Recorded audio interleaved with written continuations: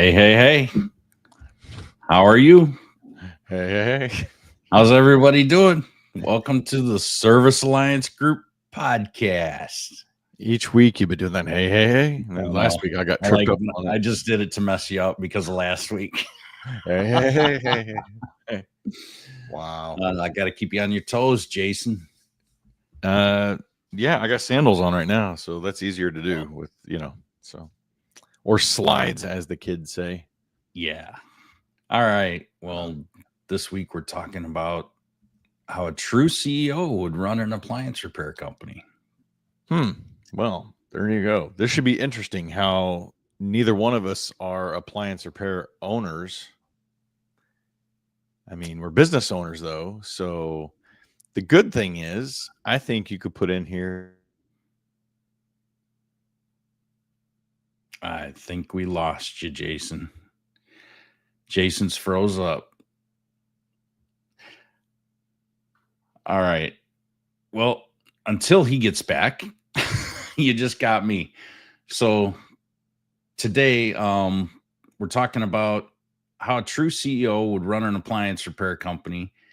And if it wasn't you, here's how they'd run it. Here's Jason. All right. I don't know what happened. And you're muted.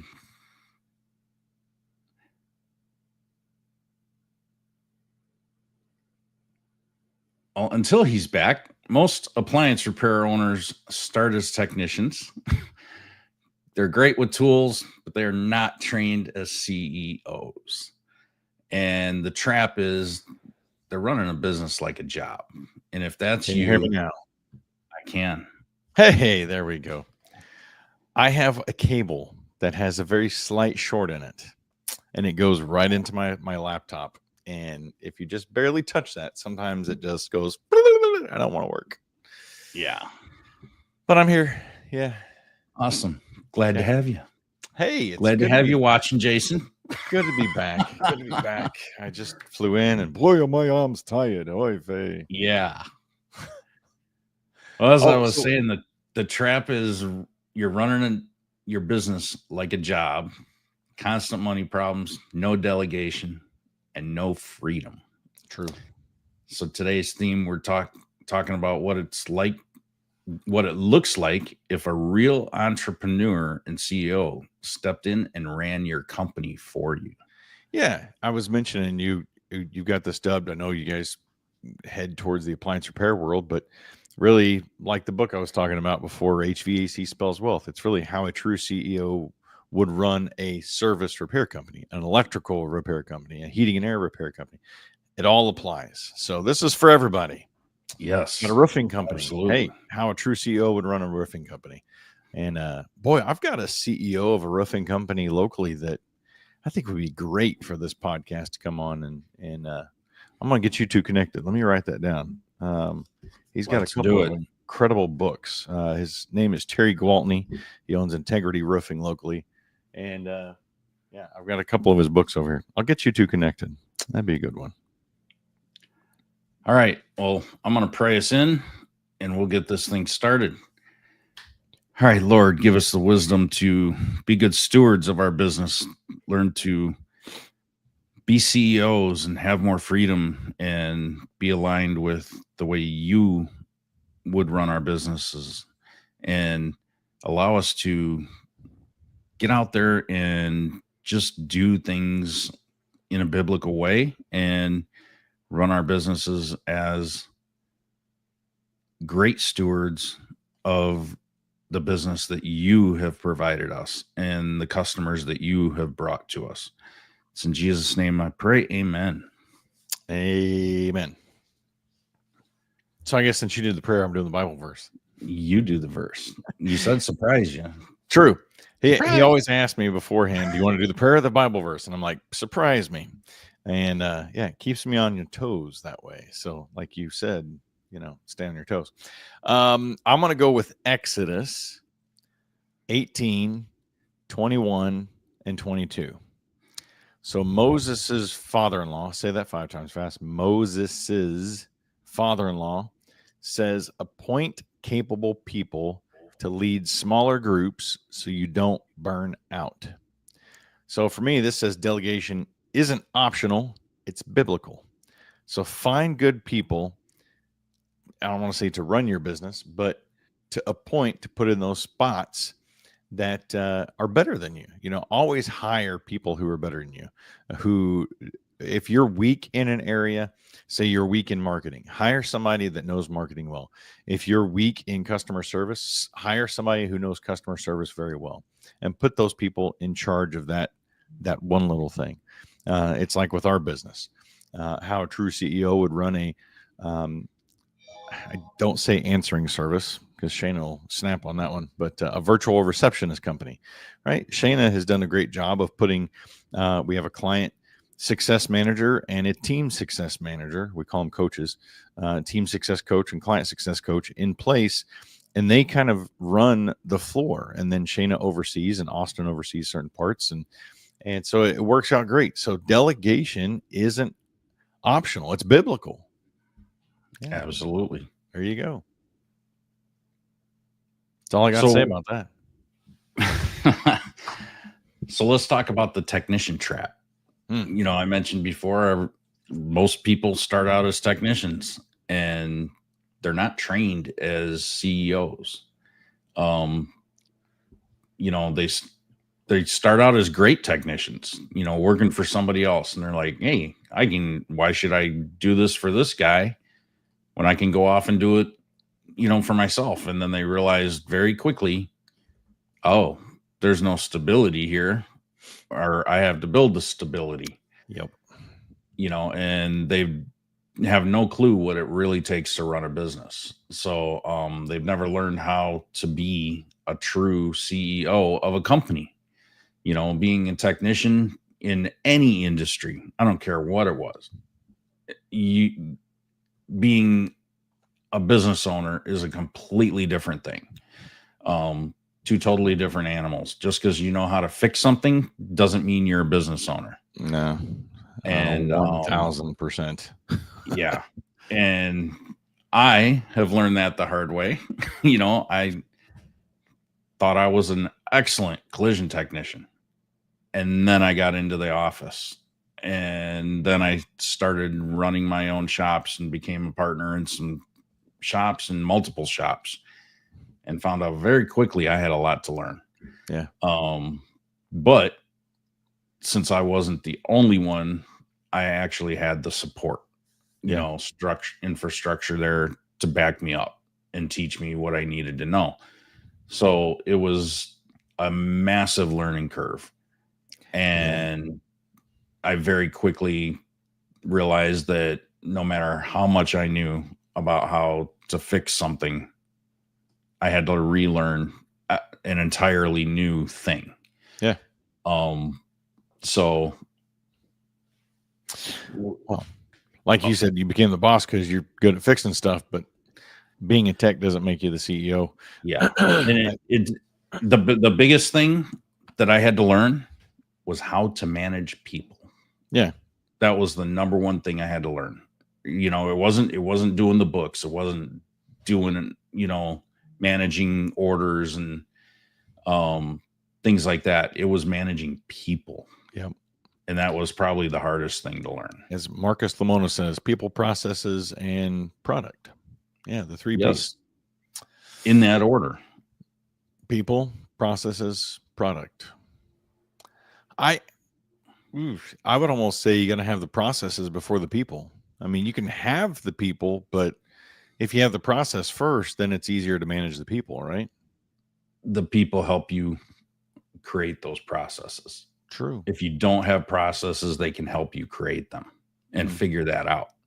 So, I'm not opposed to having people before the processes. Or you have the Service Alliance group who already has the process in place if you're a mastermind member. Yes. So a lot of techs think if I work harder, I'll make more money. Yeah. And wow. No. It never works that way. Ever. You just get busier, broke, and tired. Yeah. Yeah. You're stuck in the van and you don't trust others to do the work. Yep. No, been there, done that. Yeah. And when you do that, you get no real growth. You're always capped by your own personal hours. You've got only so much to scale, right? And you're constantly stressed with money problems. You're busy, but you're broke. And I remember being busy and broke a lot until you figure it out. You basically built a job for yourself and not a business, and you're enslaved by it. It holds you by the balls and just doesn't let go. And it's more or less you don't want to let it go because you think you've built something when realistically you've built a prison for yourself. So how does a true CEO think? Let's talk about that for a little bit. Morning, Dr. Dan. He says he can testify to that. So, well, where do you want your company to be in 3 to 5 years? More techs, bigger service area, a reputation that sells itself. If your company can't run without you, it's not a business. Every repeatable process needs a SOP. Dispatching, invoicing, follow-ups, parts ordering, pricing. I mean, you've got an SOP for everything. Everything. It just makes everything run smoother when you do. Accountability, culture. The CEOs measure results, not effort. So ask yourself this: was this job done profitably and on time? Not did the tech sweat enough? If you're trying to get more sweat equity out of your techs, then you're thinking the wrong way. We want them to be there for the long run. We want them. It's about leadership versus management. You want to inspire your team, hold them accountable, not the other way around, right? Yeah. So, I mean, how many of you out there that are listening or watching this later, how many of you are in this trap right now or feel like you're in this trap right now and you just can't figure it out? And you're struggling with, well, I've hired a bunch of people. I can't find techs. I can tell you right now, if you can't find techs in this day and age, I think you're using that as a crutch. There are trainable people. There are people that do know what they're doing. They're just working for someone else. And that's why you can't find them. You need to attract them to your company. Yeah. And you need to make them want to quit working for someone else and come to work for you. And the only way you're going to do that is to present your company as the one that everyone wants to work for. So totally agree. And you need to, delegation is such a huge thing. Once I started hiring people. When I first started hiring people, I was like, okay, I need a thing done. And I would hire them to do that thing. And then I started realizing, you know what? I need someone to replace pieces of me. And once I started replacing pieces of me, things started to get better. Yeah. And I was able to step back a little and I could see more clearly. I wasn't in the weeds. I wasn't face down in the muck, trying to, clear the garbage away, trying to do everything, trying to manage all the people. Yeah. Or all the customer stuff that I had to do just to be able to pay the bills. And once I stepped back and I knew this guy's handling this girl is handling this, and I don't have to really worry about that much of it. They took 80% of that off my plate. All I have to do now is oversee and manage them instead of managing 100% of it. I'm managing 20% of it.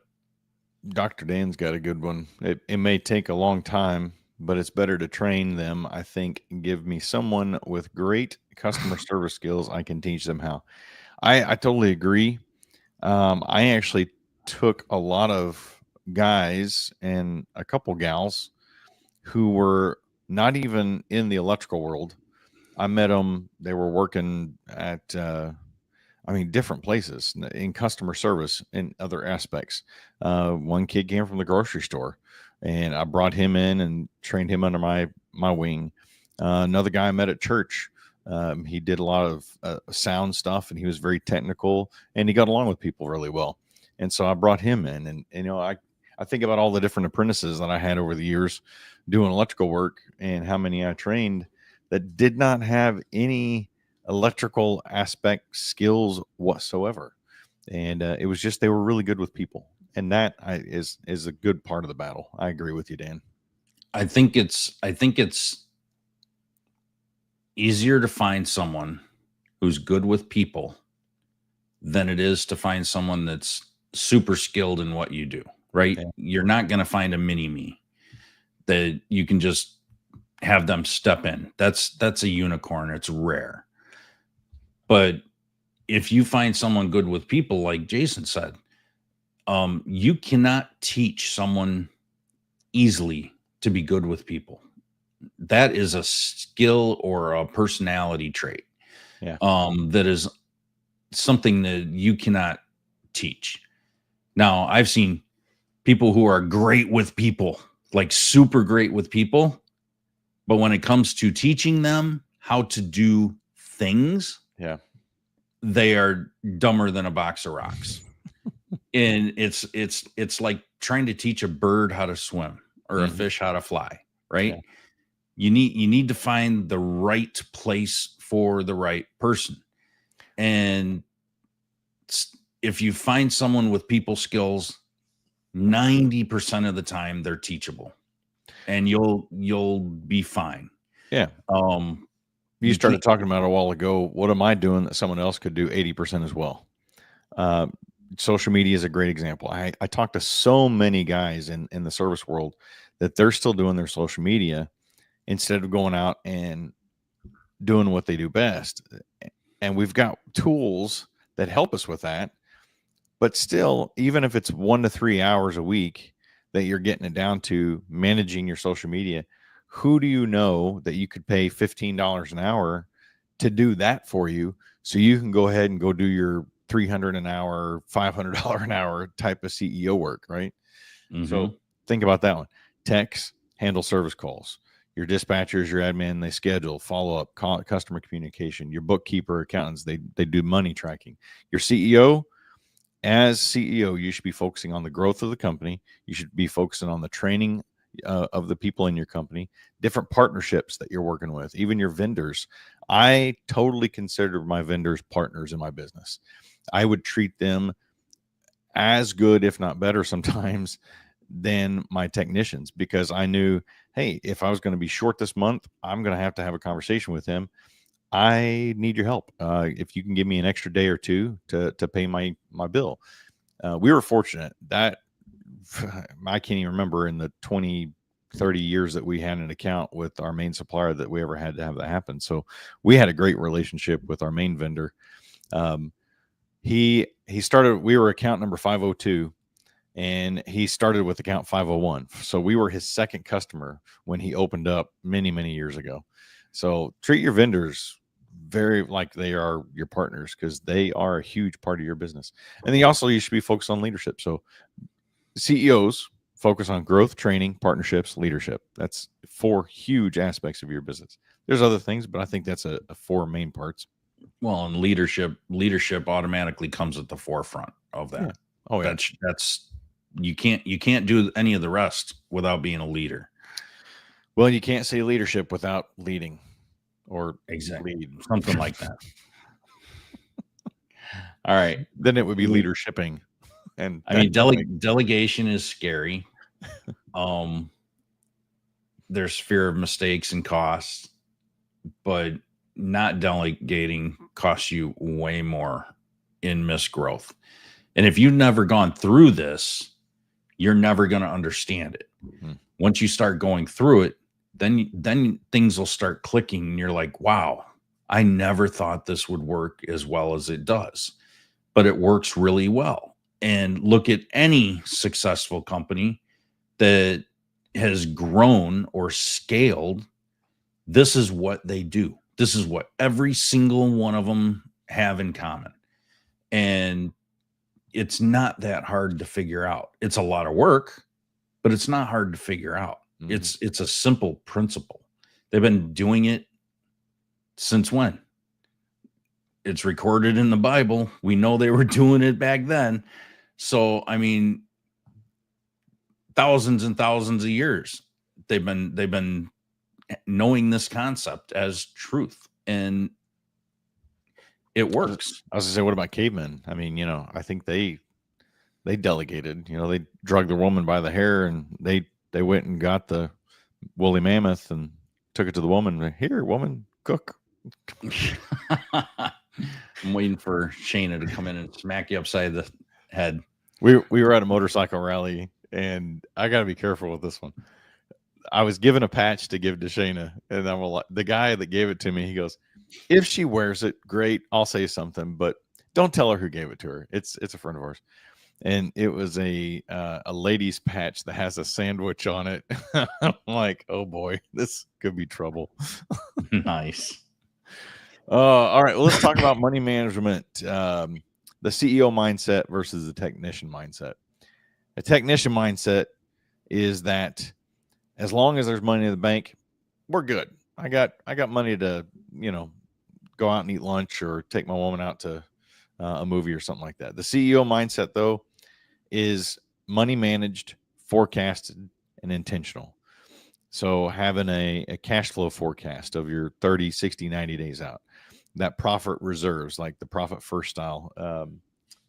Who's the guy that wrote the Profit First book? Mike Michalowicz. Mike Michalowicz, yeah. He's wrote a couple others that are similar to that. But if you don't know the Profit First style, it's basically taking a certain percentage out of every invoice or taking all of your service agreement money and putting it in a totally separate bank that has nothing to do with the bank that you do everyday business in. That's the simple aspect. And making that money as hard to reach as possible. Don't buy checks. Don't literally make it as hard as possible. Don't make it easy to access via the internet. Literally, you have to walk in there and write a check at that point from them and say, I need to take money out to be able to take money out of it. And you'll see that bank account just grow and grow and grow and grow. So Profit First, Mike Michalowicz, good book. Yeah, we implement Profit First. It's great. Yeah. Reinvesting in marketing, hiring, tools that produce the ROI. That could be an interesting one to talk about. Tools that produce ROI. What is a tool, Mike, that you bought that you said, I need this tool to help me run my business, and this tool is going to make me money? And if that's you listening, what's a tool as a technician that you bought that said, I'm going to buy this and it's going to make me money? And maybe it did make you money. Maybe it didn't make you money. What's one tool you could say that you did, Mike? Oh, geez, I could name thousands. Well, let's name one that didn't make you money. Let's say I bought this tool thinking it would make me money, and it didn't make me squat. Oh, While you're thinking, I'll say, because go ahead. A Megger. So a megometer is one that you test the insulation of a wire. Simple phrasing. So like if you have a lightning strike or you have a fire in a house or there's water damage, you could take this Megger, you have to unplug, make sure light bulbs are pulled out and everything. And you test, it sends electricity back through this wire, and you test the quality of the insulation. I thought, man, it was several $100s for this Megger megometer. And I thought, man, this thing is awesome. I'm going to, charge insurance companies after fires, after lightning strikes. I bet I used it twice, and that was it. Like, insurance companies didn't want to pay to have the insulation tested. I mean, we were charging quite a bit of money to do it. And I even brought the price down. Never made me money. And I still have that stupid megometer. I've been trying to sell it on Facebook. So if you're looking for a megometer that's in really good shape, barely used, get a hold of me. It won't make you money. Maybe you found a way to make a Megger give you money. I mean, I whenever I'm looking at a software tool, that's how I evaluate software tools now. Yeah. Will this number one, make things easier for me Yeah. and faster? Will it improve the efficiency of all involved that use it? And will it make me money? How Yeah. will this make me money? If it cannot answer any of those right up front, I'm not going to consider it. Yeah. It has to be a very viable thing. You know, even even if it did one or the other, can it make me money? But is it hard to use? Hmm. Then you lose in efficiencies, you lose in training, you lose in just frustrations. And maybe like a CRM. Yeah. How can a CRM help you make money? I was just literally sitting there thinking that because with us, earlier in the year before I switched everything to my office manager, I was using Loomly and Chirp and Constant Contact. And I mean, I could name off probably 7 or 8 different softwares that we were spending literally thousands a year, if not tens of thousands a year on. And I was able to pull that all into one software that cost me a few $100 a month. Huge game changer, and it saves me so much time. So I like where you're going It's there with one software. system to learn. Yeah. Rather than a hodgepodge of different systems. So, And if you like it, check it out. I will put that in the, if you just look right here, myofficehelp.com/mom, you can check that software out. waiting for you to come out with something with the DAD acronym. Ooh, yeah. All right. So we know about the tech mindset. I put the wrong one. What about the CEO mindset? Are you reinvesting profits to build a company that can run without you? And what would that look like if you had a company that could run 100% without you, or even 80% without you? Yeah. How much would that change your life? How big of a game changer would that be? To make the same amount of money you make now and not be out there, busting your knuckles. I can tell you right now, it is such a good feeling when you get to that point. And it's not without its problems. Don't get me wrong. You still have to be there, and you still have to lead. You still have to have the oversight, and you still have to do training, but you're doing it at a much higher level. You're able to look down and see more of the entire business. And I've got all of my employees.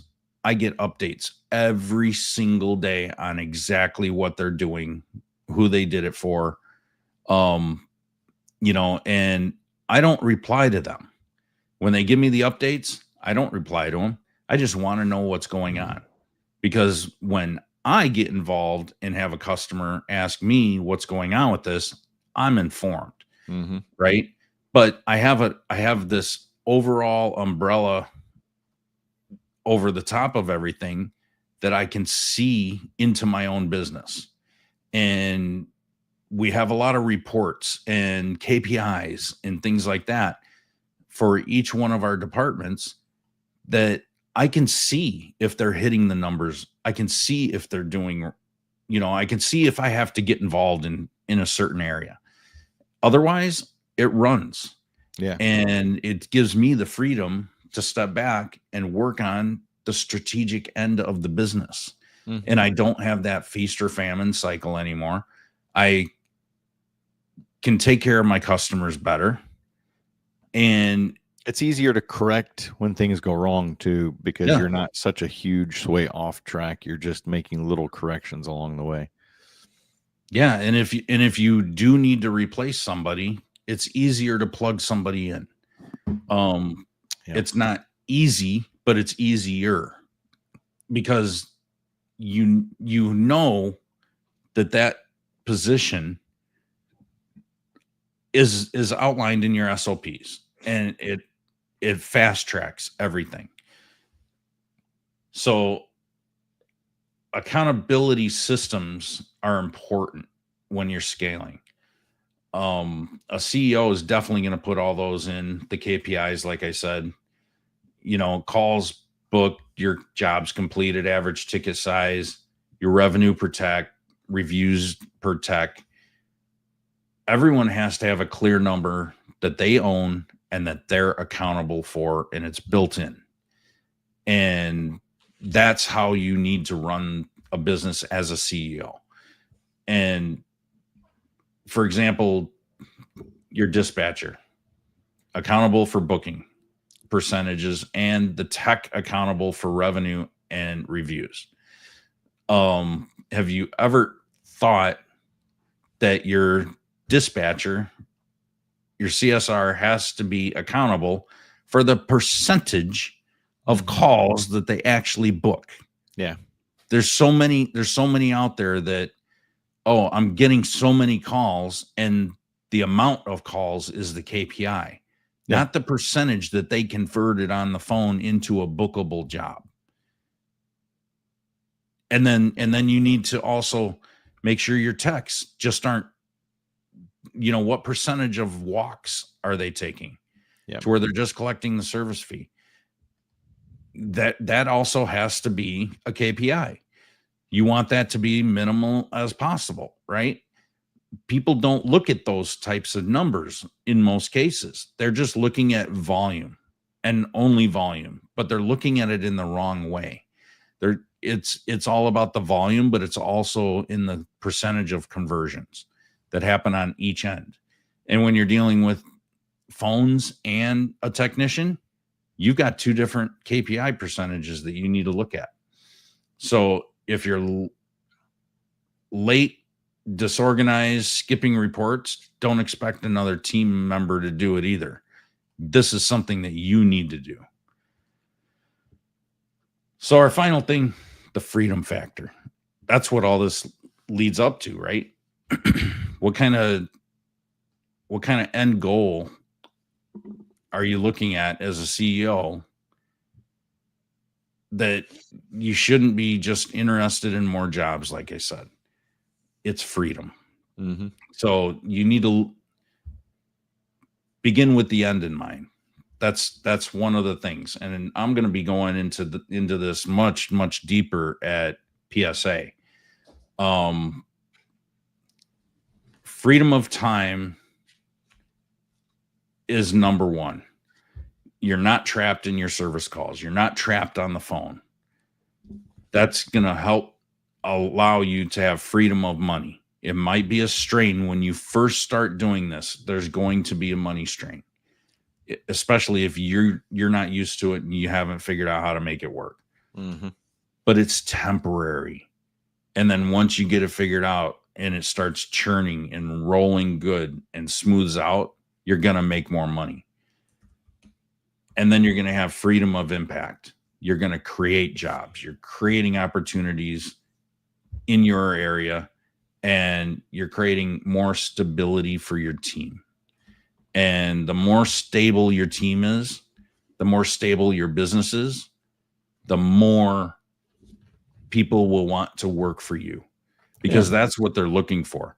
Who wants to work for a company who can't pay their techs for a week or two, or they're always behind, or they're consistently so up and down that they can't have a stable income for any technician? You think these technicians in this industry don't talk to each other in some way or another? They're talking. Yeah. People know each other. You could hire a new tech, and your previous tech, he's bad mouthing the hell out of you. So that never happens. Yeah. You want to make sure that you're the place that everyone wants to work.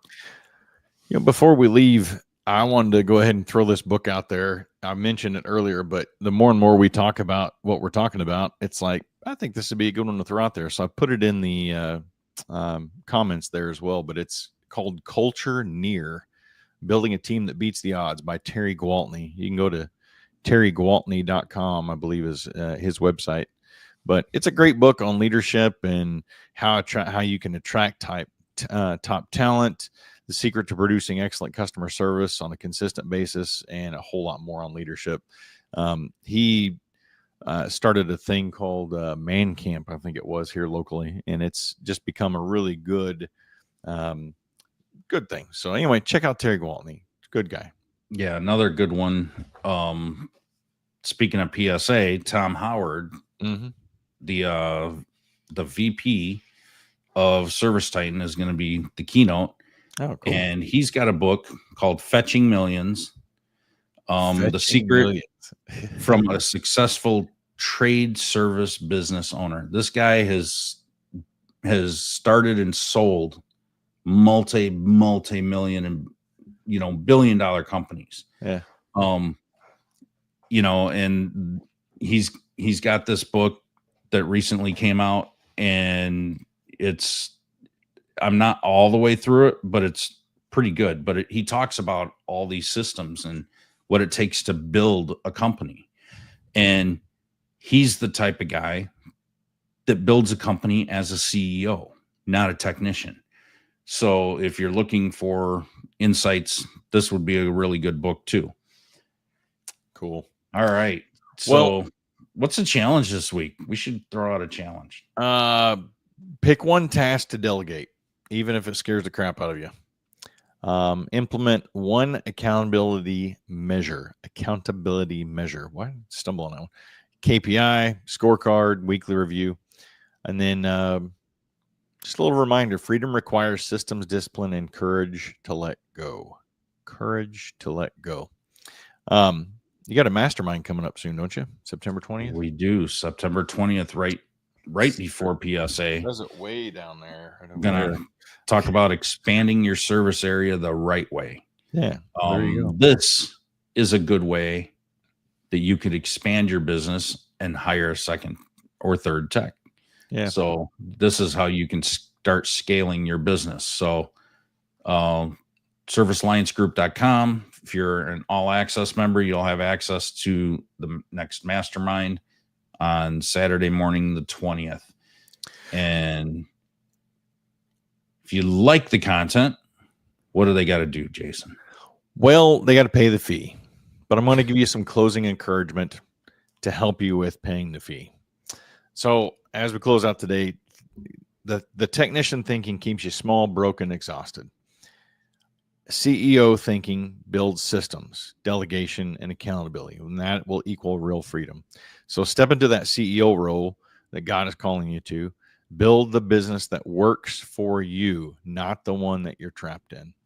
Now, if you like that and all the rest of the content, then pay the fee, which is simply free. All you got to do is just like, subscribe, and share Service Alliance Group, Appliance Marketing Pros, and My Office Help on your favorite social media platform. It's that easy. That was a great way to end it. There you go. All right. You guys have a great week. Start scaling. Start thinking about how to think more like a CEO instead of a technician. And we'll see you next week. Thanks for tuning in to the Morning Grind podcast by Service Alliance Group. Subscribe to our channel and make sure you visit our website at servicealliancegroup.com for appliance repair business resources.